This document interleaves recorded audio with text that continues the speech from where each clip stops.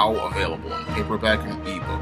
The Man Who Rules the World. John Haynes must bring together men and gods to overcome a threat that seeks to destroy the planet. The Man Who Rules the World. Now available in paperback and e-readers everywhere. I just saw Avengers Infinity War at the Magic Johnson today, and I was deeply disappointed by this film. When I take a look at this movie, I see the beginning of the end of Marvel Studios happening right in front of me. And the reason why I see the beginning of the end of Marvel Studios happening right in front of me is because after 10 years of setting up to this big event, the payoff just doesn't really compensate the viewer for their time. Now, many comic fans and MCU fans will say that Avengers Infinity War was the best film Marvel Studios ever produced. But what I saw at the Magic Johnson today was a jumbled, disjointed movie that was basically a half-done version of a part one of a Star Trek The Next Generation season finale. Because when I look at this film, it really reminds me of those part ones, of those cliffhangers for the Star Trek The Next Generation season finale. It sets up this big menace, and then it leaves the viewer with this big cliffhanger in the hopes of them being anticipating the next part coming up in after the summer for the fall season premiere. Now, the big problem with this whole setting up like a Star Trek The Next Generation season finale is that we have Avengers Infinity War, which is supposed to be this epic movie. And yes, it feels like a very epic movie and very grand in many of its visuals. And many of the visuals feel like comic panels come to life, like the scenes where the Hulk crashes into Doctor Strange's Sanctum Sanctorum, which literally feels like a scene that comes out of the Silver Surfer number 34 or the Infinity Gauntlet number 1, or the scene where Nebula is being torn apart, which is literally like one of the scenes in the original Infinity Gauntlet miniseries. Unfortunately, for all the big visuals and special effects and all the flash that's on screen, there's nothing as related to substance as related to the storytelling. And that's where the big problem is with Avengers Infinity War, is that for all the flash that's on screen, there's nothing as related to substance as related to the storytelling. And the screenplay really feels like a by-the-numbers, formulaic story that literally feels like a second draft that needed to be sent back for a second rewrite. And the reason why I say that this screenplay should have been sent back for a rewrite is because I saw many scenes in this film that were very uneven, and I saw many scenes of dialogue which really did not flow very smoothly, and I saw some dialogue lines that seemed fairly awkward, and some character motivations that were really underdeveloped. As related to the writing in this story, it's not really up to par, and it just does not really measure up to the visuals, and the writing really holds back the story.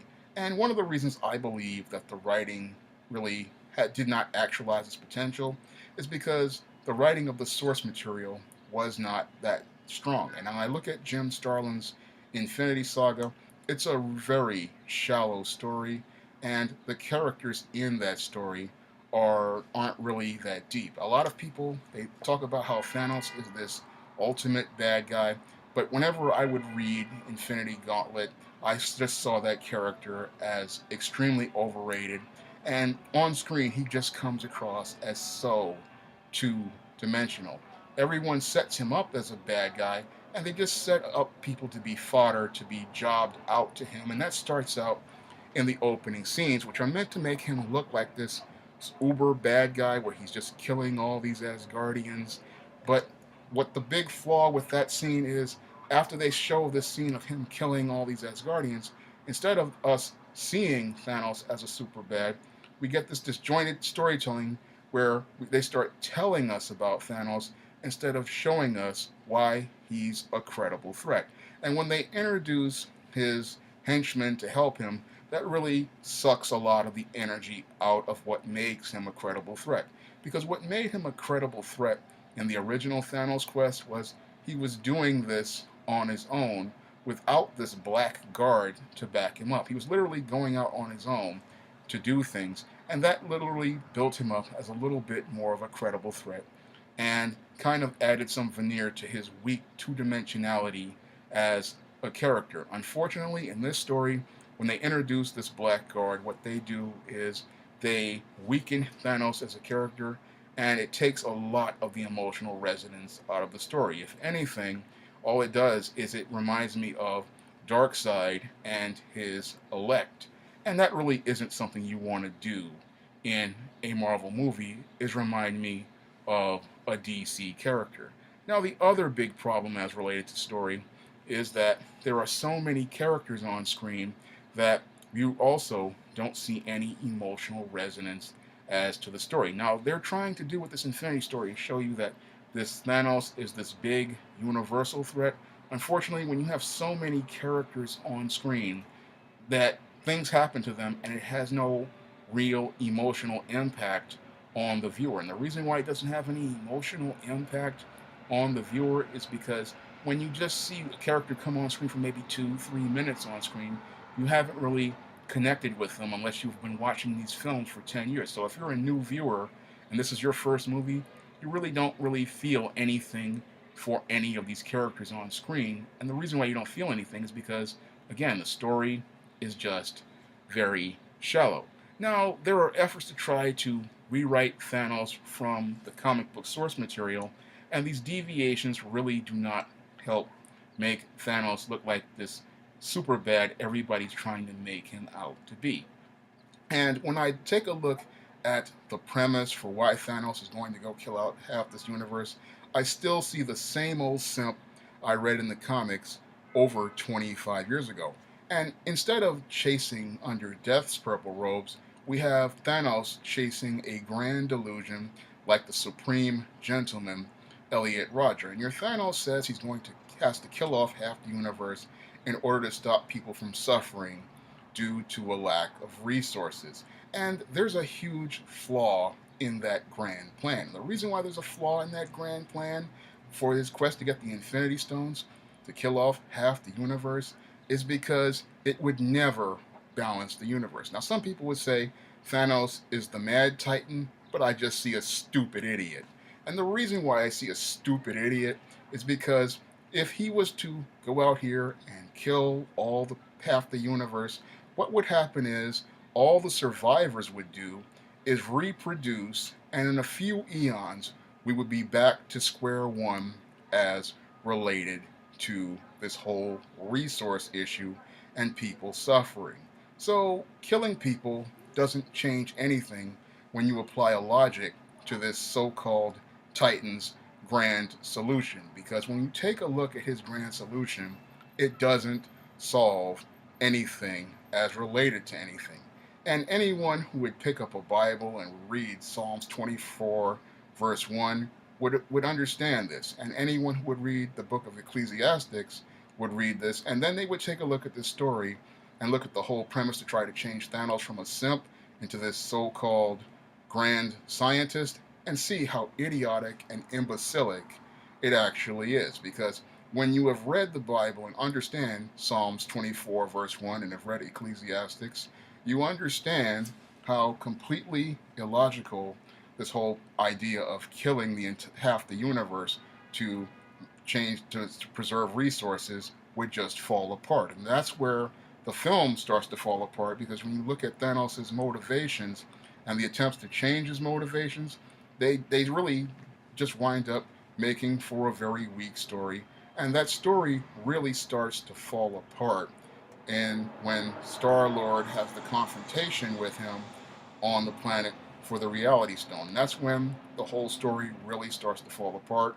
Because when we see Star-Lord confront Thanos in that scene, this whole story just starts to crumble. But the story meanders on in Thanos' quest to get the Infinity Stones, and heroes get jobbed out and beat up, and people get killed, and everything goes to a really disjointed climax.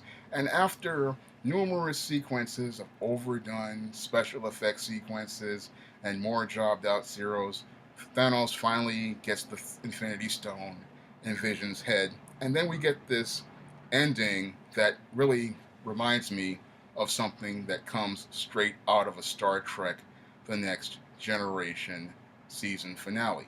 And as I looked at this film, and after I watched it, I didn't see this big, epic movie with these grand visuals. What I saw was a by the numbers story and a lot of big special effects, but again, no real story with any sort of substance to it, no sort of depth to it, and nothing that really resonated with the viewer. Yes, we got to see our favorite Marvel characters again, but we really didn't get to see them in a story that was worthy of them. When I look at this story, I just see a really hollow story, a really shallow story, and a story that really, as I saw it, really tried to call itself modifying the source material and trying to change the source material, but not really doing anything that really grabbed you and made you look at it and say that this was something special.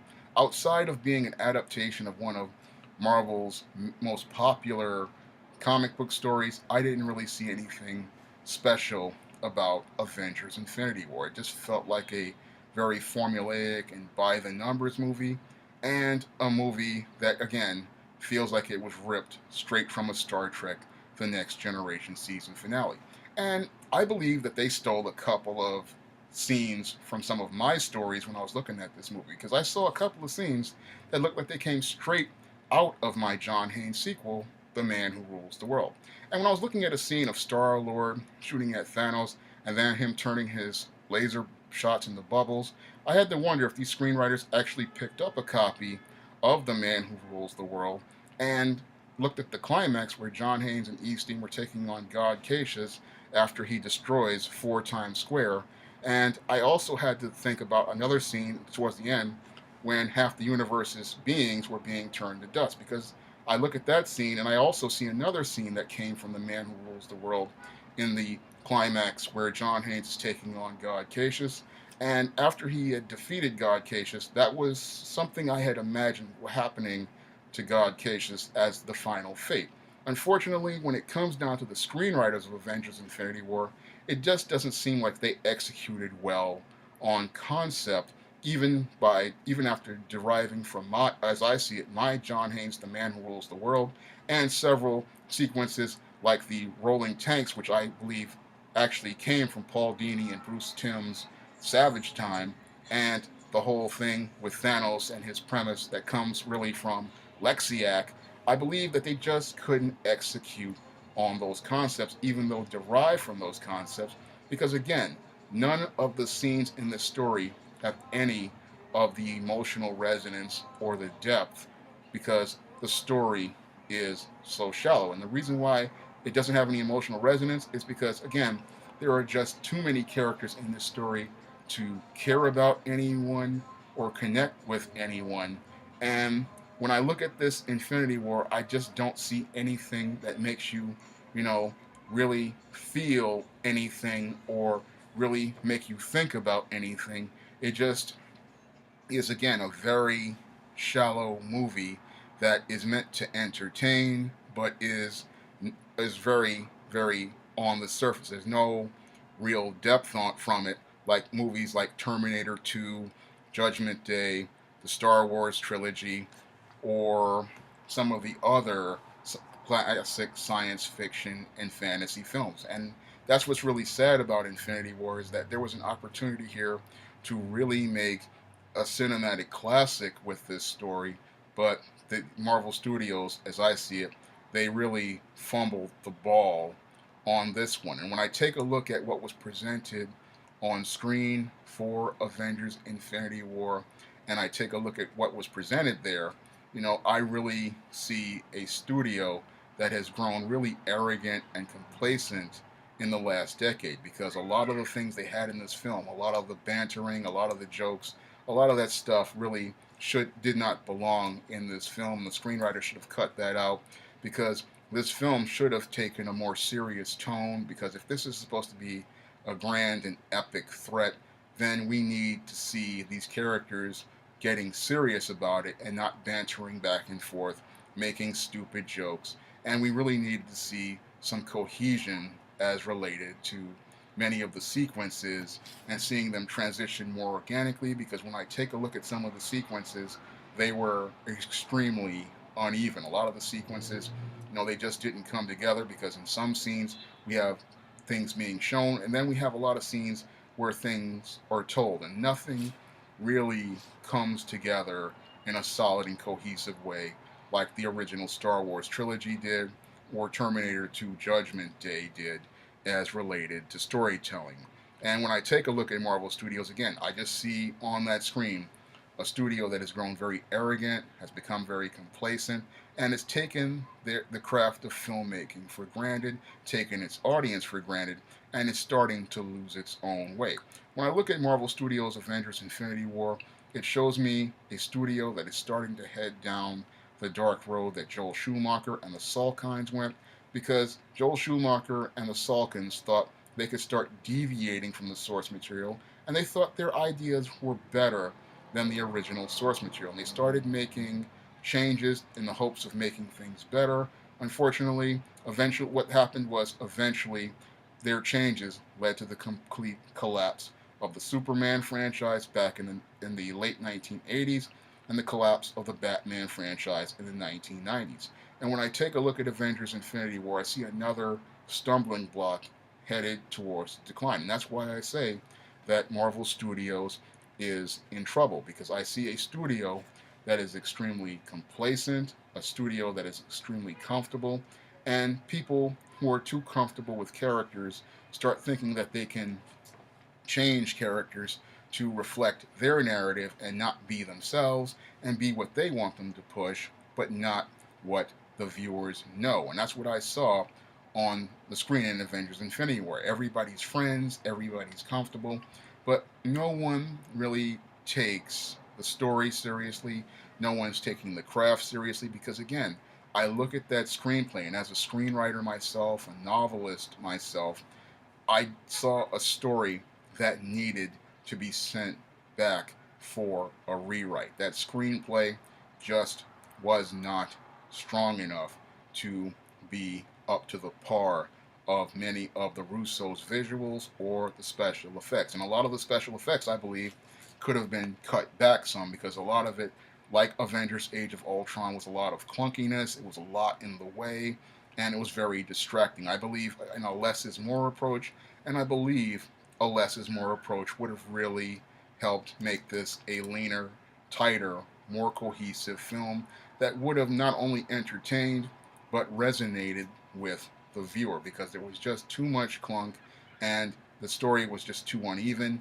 And I believe after a third or fourth rewrite, they could have had a classic on their hands. But as the film stands right now, it's a very shallow story, it's a very hollow story, and basically it sets up like a Star Trek The Next Generation season finale featuring time travel. So all those people out there who are getting upset about their favorite characters dying, I really wouldn't get too upset about anything, because I see where a lot of this is going to get undone in either Captain Marvel or Avengers 4, because as these time travel stories usually work, there's usually some way to easily undo them.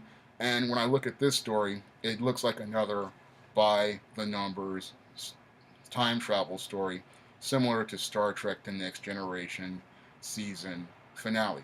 So if you want to go see Avengers Infinity War, go right ahead. It's a fun little popcorn movie for those who like Marvel superheroes and Marvel Studios, but don't expect much in terms of story, substance, or anything that will resonate with you like the original Star Wars trilogy, Terminator 2 Judgment Day, or some of those Star Trek The Next Generation season finales. If you want something on that type of substance, you should go watch either Terminator 2 Judgment Day, the Star Wars trilogy, or Star Trek The Next Generation, or check out my novel, The Man Who Rules the World.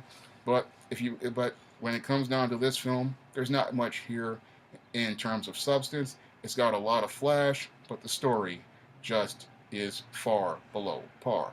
If you want to try some of my SJS Direct fantasy titles like The Man Who Rules the World and The Temptation of John Haynes, you may do so by clicking the link to Amazon.com.